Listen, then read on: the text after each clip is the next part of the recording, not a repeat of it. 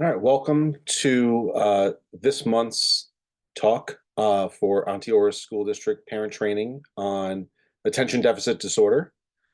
Specifically, what we're going to talk about today are strategies to address ADHD.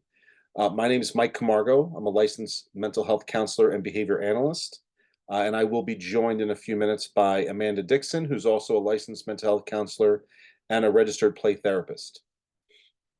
So I just wanted to start off by giving some resources that can be used to kind of help kids with ADHD. ADHD is one of those, as we're going to talk about, a diagnosis that, while can be challenging, many people struggle with symptoms of ADHD, and some people choose to use medication to manage some of the issues with focus and attention.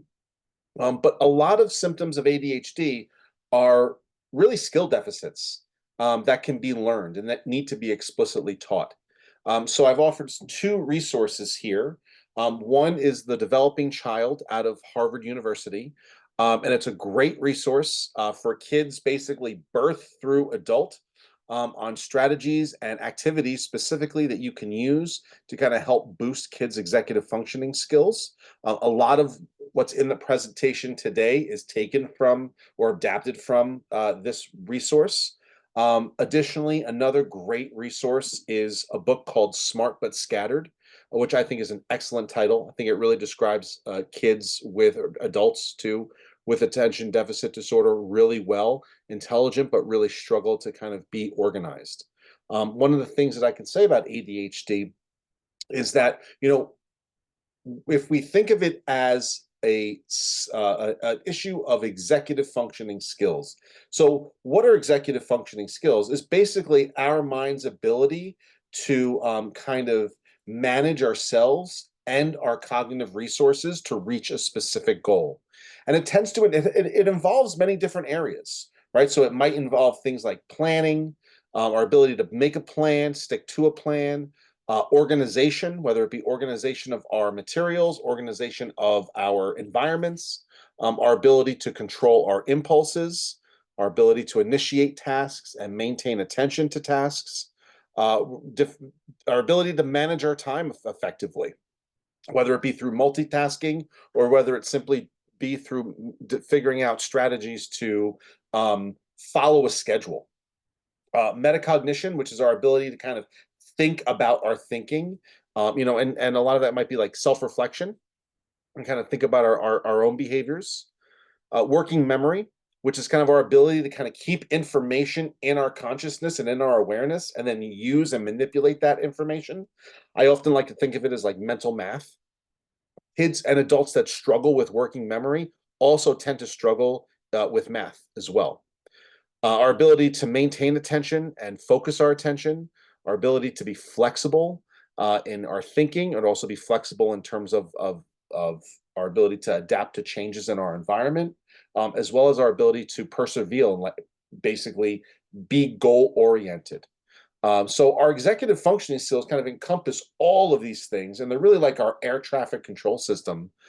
They help us manage a lot of information and avoid distractions in order to reach our goal, whether our goal is to do the dishes, do our chores, or whether our goal is to do our homework. One of the things about executive functioning skills is that we all struggle with some areas of executive functioning for the most part. Typically, though, what happens for those of us that are not diagnosed or not able to be diagnosed with ADHD, we're able to compensate for our weaker skills with our stronger skills. So, for example, if I struggle with time management, but I'm really strong in planning, right? I might not be able to manage my time very well in the moment, but if I can recognize that and create a plan and create a schedule for myself and then follow that schedule, I'm able to mimic almost what effective time management looks like, even though I'm really using my planning abilities in order to do that. The same is in terms of like weak organization skills and working memory. So what might that look like? It could look like I'm not very organized typically, but I have a very good working memory. So my desk may be very messy, but I know where everything is. All right. And so typically we compensate for weaker skills with stronger skills. The issue with kids with ADHD is that they have a lot of weak skills, or that even their stronger skills are kind of weak. So what do we want to do? We want to, of course, address those weaker skills, but we also want to strengthen those strengths of theirs in order to be able to help them learn to compensate for those weaker skills as well. So these are the core executive functioning skills that tend to be weaker in people with ADHD. Particularly, it's our working memory, right? So maintaining information, keeping that information in our awareness for a short period of time, such as remembering a phone number long enough to write it down. Um, and part of that is just it's related to our ability to attend to what's going on, as well as absorb information, cipher out what it is that we need to be using, or use that information briefly to come to a conclusion to then go on to the next step.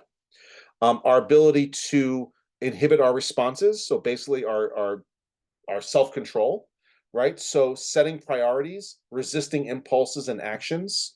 So that could be the ability to ignore your phone vibrating when you're in a meeting, the ability to delay gratification. It could also be the ability to ignore your friend who's sitting next to you talking while the teacher's talking. It could also be ignoring the pencil moving on your desk while you're trying to do a math test, for example. And again, you can kind of see how these things can work together. If I struggle with working memory, so I can't keep information in my head, and I'm also struggling with impulse control, well, then even if I were to redirect my attention to move the pencil, or to tell my friend to stop talking, um, if I'm not able to maintain the information that's being presented to me in the moment, even momentarily, to recognize whether it's important or not, I'm going to miss out. And then finally, mental flexibility. So our ability to sustain attention or shift our attention depending on different, demands, or our ability to apply different rules in different situations, right? So mental flexibility basically allows us to catch mistakes and fix them. So we can problem solve when we're getting ready to eat breakfast and find that there's no milk, right? So instead of us getting stuck in like, oh, my routine is messed up and I'm unable to move on, we recognize our routine's messed up and maybe I need to have oatmeal, or maybe I need to grab a cereal bar instead of having cereal.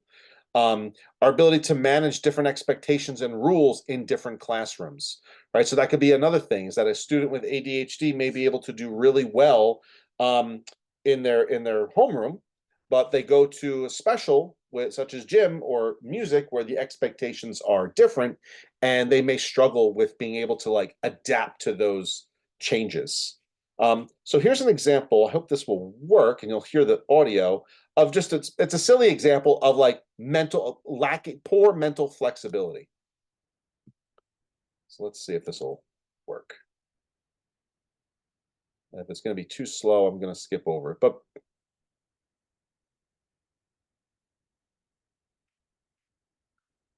and I guess I don't think that it's working.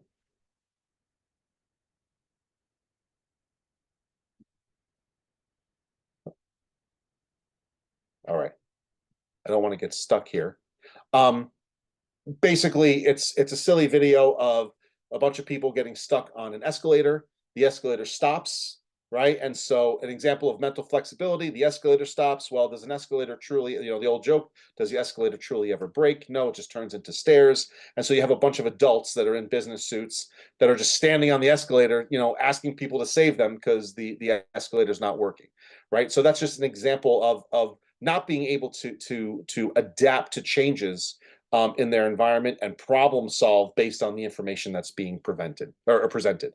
So these three areas, right? You're maintaining information in your head, your working memory, your ability to inhibit your impulses, and your ability to be mentally flexible, are really the hallmark difficulties related to ADHD, and are what cause a lot of people to struggle over time, particularly in school, but also socially as well. Um, and so what we want to do is really target these specific skills and these specific areas in order to better help children learn some strategies in order to address their difficulties. And that's what I liked when I'm talking with kids, when I'm talking with parents, when I'm talking with my own children. It's all about let's learn a strategy. We all need strategies to meet our goals, right? Just some of us may need more strategies than others, and for some of us, some strategies may work better than others. For example, I'm very much attached to my schedule. So I don't always know where I'm going, but anything that I do goes into my calendar. And I make sure my skill is that well, two skills, right? One is I make sure that I input information into my calendar regularly whenever it comes up.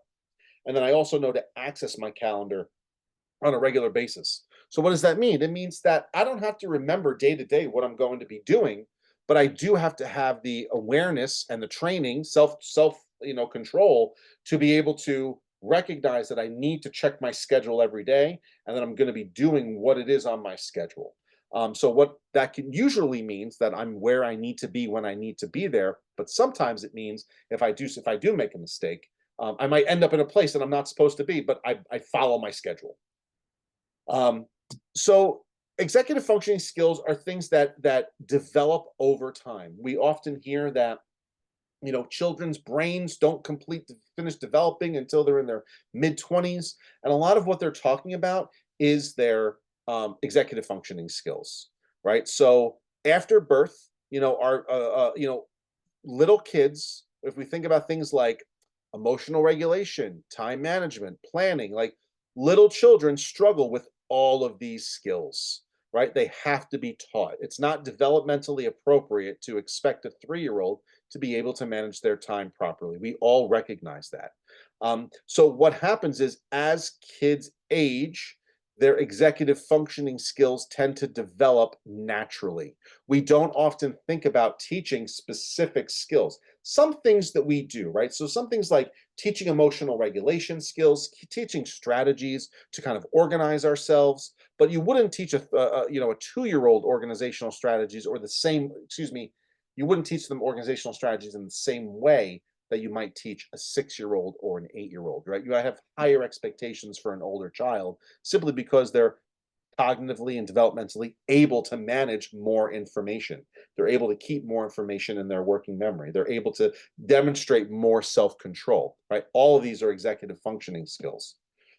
So we want to make sure that as kids are developing, we're engaging them in activities that are challenging, not too challenging, right? We want to kind of find that balance between skills that are going to teach them some new skills, or activities that are going to teach them some new skills, but also not be so overwhelming and challenging that they're going to lose interest, right? And oftentimes that's a fine balance. You have to figure that out based on how the child reacts.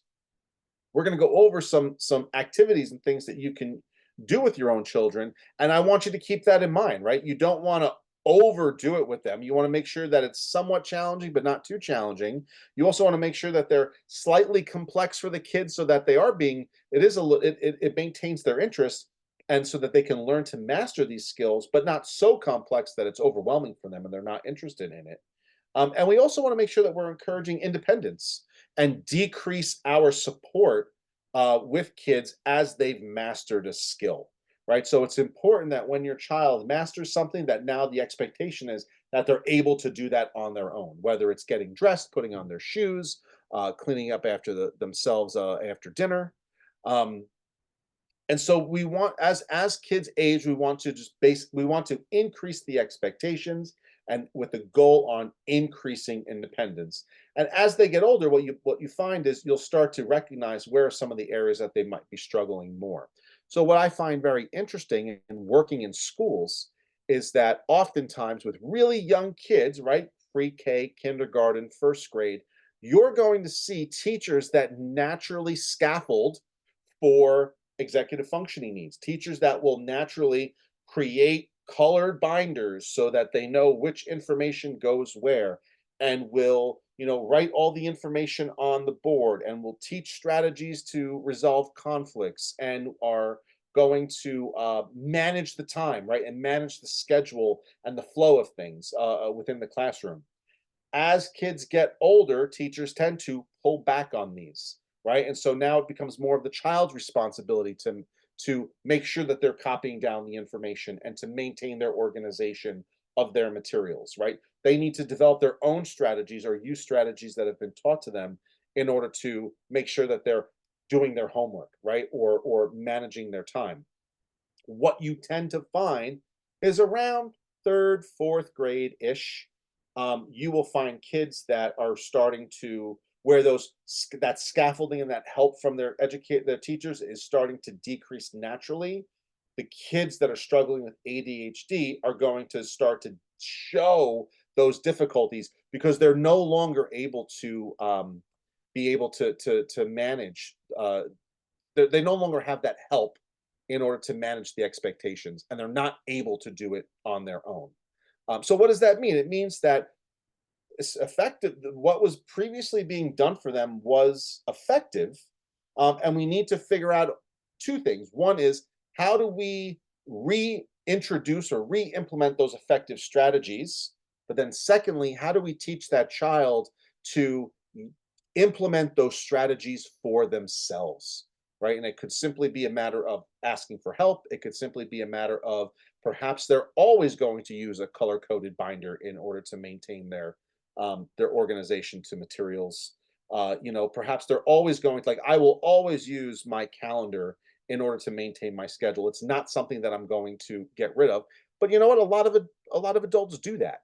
So we may want to teach them some skills and strategies that might be lifelong aids to them in order for them to kind of compensate for those weaker skills. So something else about executive functioning is that again, things like chronic stress, trauma, early childhood neglect can often mimic ADHD, and often kids that struggle with these are often going to struggle with things like planning, organization, emotional regulation. So kids with trauma may not necessarily meet the criteria of ADHD, but often they're going to be helped by a lot of the same strategies that kids with ADHD um, are also going to be helped with.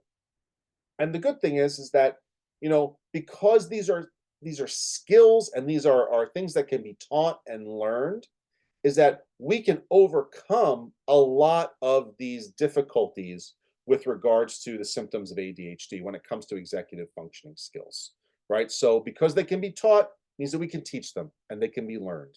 And so it's really important to kind of identify what are those areas that kids are struggling with and those resources that I offered you in the beginning, particularly the Smart But Scattered book. There's a whole questionnaire in that kind of helps you identify what areas does your child struggle with and what areas are they strong in, right? And both of those pieces of information are very helpful because I know what I should be targeting to kind of help them, scaffold and help them with, but I also know what are those skills that might help them compensate for those weaker skills.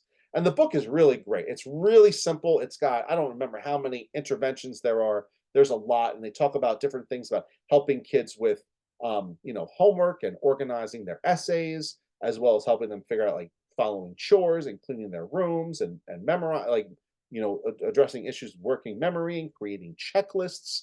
Reinforce, a big thing about when a kid attempts to use a strategy that you're offering, it's really about whether or not they're successful. Doesn't really matter. If they're attempting to use it, you really want to reinforce and reward that behavior because that's really the core skill that they need to do, right? My core skill with regards to managing my schedule and my time is not um, it's not memorizing anything except for putting things in my calendar and and accessing my calendar. If there's mistakes in my calendar, that's okay. More often than not, it's accurate. And so when we're teaching kids these things, if they do make mistakes, but they're trying to use the skill, we want to reinforce using the skill, even if they're making mistakes with it. Um, so our biology does play an important role with our development, kind of as you talked about. And as kids develop naturally, their executive functioning skills develop too. Um, and one thing that we want to recognize is that even though kids who struggle with executive functioning skills can learn these skills, we need to explicitly teach them these skills. Whereas kids that are not struggling with ADHD are often going to be able to demonstrate the ability to do some of these things kind of on their own. So it may appear that kids with ADHD are doing it on purpose because they are intelligent. And in other areas, they're very competent and very capable, perhaps excelling beyond their peers. But we want to recognize that it's something that is out of their control, and so we need to explicitly teach these skills in order for them to learn, and perhaps even teach them how to compensate for those skills in order for them to be successful. So what I like to do is, we often look at um, problem behavior, right? So tantruming, physical aggression, yelling, screaming. We look at these behaviors as performance deficits. So a kid can do what is expected, they just choose not to, right? The child can refrain from hitting their sibling, they're choosing not to in the moment. And so we don't want to look at executive functionings in this way, that they can do it, they're choosing not to. We want to look at them as skill deficits in that they don't know how to, and we have to teach them how to. So it's really about that explicit teaching and recognizing that that even though you may not need to have been taught how to do this, we do need to explicitly teach our kids those skills. So quickly, I'm going to talk about some different ways of thinking about executive functioning, and then I'm going to get into basically some fun strategies that you can use to teach a lot of these skills. Because nobody wants to sit there and learn how to use a calendar, right? But there are some basic skills that we can teach kids. Is that a part of it? Yes, 100%. You do need to, when my son was growing up, he really struggles to follow certain routines, such as unpacking his book bag or packing his book bag. So we would create a list of expectations that he had to do and a process that he had to follow in order to, when he came home from school, what he needed to do. Is it super fun? No, but we learned how to make it fun. So we would go over the steps with him, and then when he was young, he would kind of draw. He was really into art, so he drew the steps of what he needed to do. Uh, Looking at his drawing, I had no clue what he was drawing, but he knew what it was. And so he would come home, and now he had a vested interest in accessing um, his checklist, and then he would follow that checklist. And so all we had to do as parents was prompt him to follow his checklist, and he was able to go through that. Eventually, over time, with routine, he learned, I need to follow my checklist. I need to do what the expectation is. It helped as he got older that his teachers also, right, as he got older, teachers naturally are going to reduce their support. His teachers started to set the expectation that you are responsible for doing your homework. You are responsible for giving your parents notices that are in your folder. So he was hearing that from school, hearing it from home, and it kind of it was helpful that everybody was kind of setting the same expectation. He had strategies that had previously been developed with him to make sure that he was checking his homework or checking his folder. And so it was able to be he was able to be more effective with it, and it was more in his awareness to do it.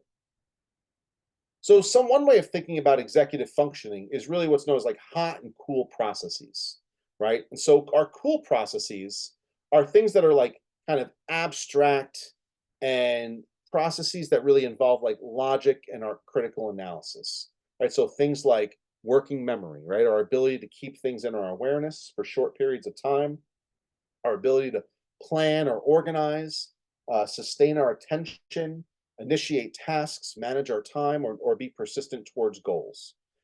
These processes, these cool processes, tend to be related to academic and vocational performance. All right. So our ability to learn new skills and be successful in an academic or vocational setting. Our hot processes are really our emotional and motivational functions. So, right, so our ability to control our impulses, regulate our emotions, our ability to be flexible, and also our ability to self-monitor. So, self-monitoring is simply our ability to monitor or be aware of our own behavior and change our behavior based upon our goals, right? So, if I'm trying to, if I'm trying, we all can at times really kind of go through life kind of on autopilot. If I'm trying to actively lose weight, I'm going to try to self-monitor what it is that I'm eating, and I may try to change my behavior in order to anticipate, right? So I know that driving a certain way home from work, I'm more likely to stop at, a fast food restaurant. Perhaps I will take a different way, or perhaps I'm going to really like psych myself up that I'm just going to drive past it today. I might need to create some more awareness around my own behavior so that I can change my behavior and not kind of continue to act on autopilot. So these hot processes are really related to our emotional regulation skills in social settings and our ability to kind of control our own impulses with regards to whatever goals that we've set for ourselves. Um, so here are some dysfunctions that you're commonly going to see, right? So people that struggle with these cool dysfunctions, right? The working memory, planning, organization, time management, they might make they might make careless mistakes. They might be off task. They might find that they're disorganized or struggle to remember more than one thing at a time. They might lose track of what they're supposed to be doing or struggle with multitasking. They might struggle with oral directions, right? Or difficulty with like reading comprehension or mathematical reasoning, right? It doesn't mean, so what do? We need to figure these out. We need to provide some strategies to kind of help them, right? So a person that's organized, maybe they do need some outside support with developing some organizational tools, and then they need the motivation as kids to be by rewarding them for using those organizational tools. So when I think about that, I think about my child's messy room, and so I put a bunch of baskets, shelves and baskets in their room, and I teach them everything has a place, and we go through everything, and everything has a place. And now I've set them up with the organization. Now it's their job to remember to put everything into its place. All right, so now you need to go clean your room. Well, I don't know where things go. Well, don't we have a box for all your trucks, and don't we have a box for all your coloring? But oh yeah, we do. Okay, so go put those things together. You're teaching those organizational skills. I'm setting you up, but then the expectation is that you're going to use that tool, right? I'm going to give you a calendar. I'm going to show you how to fill out a calendar, but the expectation is you're going to write your appointments and your things in that calendar. I'm going to teach you how to use to-do lists, right? Checklists are nothing but to-do lists. I might teach you some strategies, right? When it comes to like math, if I'm stronger in math, I might be able to I might be able to teach my child some strategies on how they can quickly do some mental math to kind of figure out whether they're getting the right answer. One big thing that I do with my kid is making sure that they double check their work, right? So he might make careless mistakes, and that's okay. But the question is, did you double check it? No, I didn't double check it. Well, I'm not going to check your work until you double check. All right. So basically, what does double checking mean? It means basically do it again. And I find that that can be very helpful, right? Is that the expectation is you've done it, you've double checked it. Okay, now if there's still a mistake, well, now I understand that there's something else that you need to be taught in order to be more successful with that skill. We don't want, excuse me, to teach our kids to become dependent on us to do these things for them. It's not easy, but we want to make sure that we're teaching them. Yes, some things are going to be difficult for you, some things are going to be easy for you, but those difficult things are not things that, well, mom or dad are just going to have to, or grandma or grandpa are going to do for you. It's our job as caregivers to make sure that we are teaching them strategies to kind of help them do it themselves. And it may take time, right? You might go through 10, 20 iterations of an intervention before you figure out what it is that works really well for your child. And that's okay, right? As long as that's your goal, is to make sure that your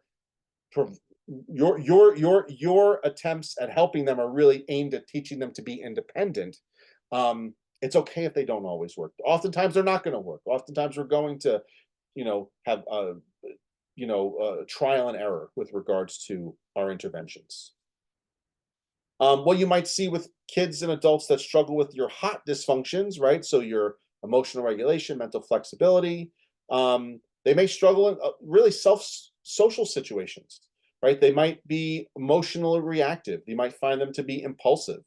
They might seem unmotivated or have difficulties with anger management or dealing with stressors. And I want to point out, as I've said before, like, again, thinking about really young kids, right? We want to think about everything that's age appropriate, right? A 3-year-old throwing a tantrum is much more age appropriate than a 10-year-old throwing a tantrum. Why? Because we don't expect 3-year-olds to have excellent emotional regulation skills and self-monitoring skills. But we do expect 10-year-olds to have more developed emotional regulation skills. So we want to make sure that what it is that we want to be knowledgeable of what the age appropriate expectation is, and then that's where we're going to be setting our goal, right? So I'm not going to expect a 2-year-old to be able to share, but I might expect a 2-year-old to be able to play by themselves or initiate self play for a brief period of time. And so then I can work on things like, parallel play where a kid might play, they might play by themselves but near each other, or I might start to work on sharing, for example. So right, I can expect a kid to know how to initiate play themselves, but I might not expect them to know how to share. Whereas a 10-year-old, I'm going to expect them to initiate play themselves, share. I might expect them to also know how to problem solve in situations as well. But perhaps I might not expect them to know how to problem solve in like complex social situations. I'm going to need to teach them strategies on how to do that. So here are some, and this is just resources for you, right? So a lot of this comes from that initial resource from Harvard, the Developing Minds. And like I said, these are just fun activities and strategies that we can use to kind of teach some of these executive functioning skills, right? So a lot of the skills that a lot of the activities here are going to work on things like emotional regulation, learning, working memory, maintaining information in our awareness momentarily, sustaining attention. I'm going to expect a 10-year-old to be able to maintain their attention to a task much longer than I'm going to expect a 4-year-old to be able to do it, particularly when the task is boring, right? So I think that's an important piece. I've often heard that, from parents with kids with ADHD, my child, they won't spend 10 seconds on their homework, but they sure can play video games for 2 hours. Things things that are of interest to the child or to the person tend to not, when a kid has an interest in something, they tend not to display the same struggles that they do when something is not interesting. And so that's really where we want to acknowledge, or we want to be mindful of, when we're looking at someone with ADHD. We don't want to just look at their behavior across the board. It's specific to when they're expected to do something that they're not interested in doing, right? Because if they're interested in doing it, there's motivation for them to kind of maintain that attention. But when they're not interested in doing it is when they're going to struggle, and that motivation to maintain that attention is not going to be there. So games that are going to improve their memory, right, and their working memory, and their ability to control their impulses, things like concentration, memory, Go Fish, Old Maid. Um, Games that require matching, right, are going to improve mental flexibility, right? Uno, Crazy Eights. Games that requires kind of self-monitoring are going to be games like fast-packed games, or fast-paced games like Spit. Um, Things like War can also kind of be that, where they have to kind of make sure that they're keeping track of what the different keeping different keeping different rules in mind depending on how the cards are played. Um, Games that require strategy, right, are going to promote working memory and mental flexibility. Things like Sorry, Mancala, Battleship, Checkers, Chess, and things like that involve fantasy play and improve like working memory and mental flexibility. So your child may love some of these games, right, and that's great. You want to use these things. Perhaps they like them because these are strengths of theirs. Um, Again, you want to use some of those strengths to kind of help them compensate for some of those areas that are a little bit more difficult for them. Physical activities are also going to be very helpful in promoting things like their memory and their mental flexibility, especially like emotional regulation and their social skills. Right, so organized sports are going to be very helpful and important in terms of teaching kids a lot of these strategies, whether it's memorizing the rules, maintaining social relationships, being flexible depending on what the play is or what's happening on the game. I think it's just really helpful in terms of giving kids outlets for their energy and developing friendships. Um, things like jump rope, double dutch are going to focus on their ability to control their impulses and maintain and working memory. Things like hide and seek, paintball, laser tag are going to again help them with their impulse control, self monitoring. You want to make sure, like, I want to make sure that I'm able to wait for a long period of time. I want to make sure that I'm not visible to other people, and things like that require their attention, right, and their ability to focus their attention and maintain that attention. Things like musical chairs, red light, green light, duck duck goose. Again, these are all fun activities. So if you have a child that really struggles with focus and struggles with their attention, play games like Simon Says, Mother May I. These are going to be things that are going to be able to help them control those impulses and learn those skills in a fun way. Um, and then finally, like things like movement and songs, right? So songs that repeat, teach kids, to kind of they're going to have to wait for the rhyme to come back around before they can say the next line. Sing songs that kind of involve clapping, right, or singing in rounds are going to teach them how to be like mentally flexible, right, and to be able to shift their attention or shift their behavior based upon what part of row row row your boat they're singing, right, or where they're clapping with regards to singing like Miss Mary Mac, for example. And then finally, things like quiet activities, right, are really going to teach kids again that impulse control, their ability to be flexible, sustain their attention. And again, you don't have to use all of these. It's about finding those few things that a child is interested in, whether it be like sitting down and reading a book or looking at a hidden pin and pictures or doing puzzles. My one son loves puzzles. My other son hates puzzles, but he really likes hidden pictures and he really likes playing I Spy. Where my other son could care less about I Spy. That's okay. Those games are teaching very similar skills, right? They're teaching them to be flexible. They're teaching them to their working memory, right? So I'm looking for a watermelon in the hidden picture, so I have to remember watermelon and then start looking through the hidden picture for a watermelon. I've got to maintain that information in my working memory. And then once I find the watermelon, I circle it. I don't have to remember it anymore. Right? So it kind of goes back to my example of using my calendar. If I'm making a schedule, it's helpful that I have a good working memory. I have to remember the date and time of the appointment, but once I put it into my calendar, I no longer need to maintain that information. It doesn't have to encode in my long-term memory. It simply has to be there in my working memory long enough for me to be able to access it, to input it into my calendar, and then I move on. Crossword puzzles, Sudoku, again, things that are going to again improve our working memory, our sustain our attention, and our mental flexibility. And then more, music and singing, things that are going to like teaching someone to play a musical instrument, right? Teaching them some hand-eye coordination will help them develop global executive functioning skills. And what does that mean? It's just teaching two-handed coordination, and it might not just be emotional or music or musical instrument. It may also be things like teaching them sports, right? Teaching them to dribble a basketball with both hands or teaching them to catch with both hands. Developing both sides of your brain through that two-handed coordination is going to kind of help your brain kind of communicate with each other. The different parts of your brain communicate with each other, and it's going to really promote overall executive functioning development.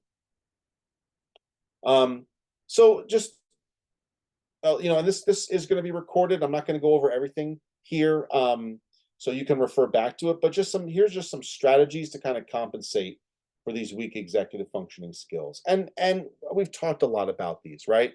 To-do lists and calendars, right, for working memory, using a visual planner, maintaining a schedule. When it comes to like sustaining attention, break things into chunks. Maybe if your child can't do their full 30 minutes of homework, in 30 minutes, break it into 10-minute chunks and use a timer. And when that timer goes off, they're able to take another 10-minute break, and then they have to, go back to doing their work. Minimize distractions, right? So maybe it's easier for them to do their homework in their bedroom, or maybe not. Maybe there's too many fun things for them in their bedroom, and at the kitchen table is a better environment. In my house, like, doing homework at the kitchen table is not a distraction-free environment because my other son is making noise and I'm cooking, right? So going to your room is going to be there's going to be less distractions. You can close the door. Um, when it comes to like teaching flexibility, like normalizing errors, we all make mistakes. It's okay to make mistakes. It's just, what do we do when we make those mistakes? Are we motivated to fix them? If we're self-monitoring, right? So just teaching kids to kind of recognize, and this is more for adults, like, you can collect data on your own behavior, right? Whether it's how much time you're spending exercising, or how many books are you reading, and what's shown is actually, if you can somehow graph it, right? So if you have like the number of minutes exercising and the date on one axis and the date on another axis, if you graph it every day, we're motivated by showing an increasing trend or decreasing trend depending on what it is that we're trying to do. So if I'm trying to lose weight, I'm going to put my weight on one axis, and I'm going to put my the date on another. I want to see that those dots slowly go down over time. That's going to be motivating for me. Um, and when it comes to like emotional regulation, right? Teaching mindfulness, teaching deep breathing, right? Teaching taking a break. Some things that I enjoy, using with my kids is like, it's called like 5, 4, 3, 2, 1. So what are 5 things that you can see, 4 things that you hear, 3 things that you can smell, 2 things that you can feel, 1 thing that you can taste, and just kind of bringing their attention to the moment. And there's a lot of resources on this. I mean, this talk is too short for us to go. We could do a whole discussion on emotional regulation and what it means to teach mindfulness. But these are some things that you can look up, right? Some things that you might be able to find helpful. Like, I know that my child struggles with emotional regulation. What can I do, right? Or even my kid doesn't struggle with emotional regulation any more than the average kid. Still, what strategies can I use to kind of teach them? So that's all that we have. So I'm going to stop the recording here, but we do have somebody that's participating, so we can open it up for a Q&A for them. And we will see you next month for our next talk. We appreciate you watching the video. Thank you.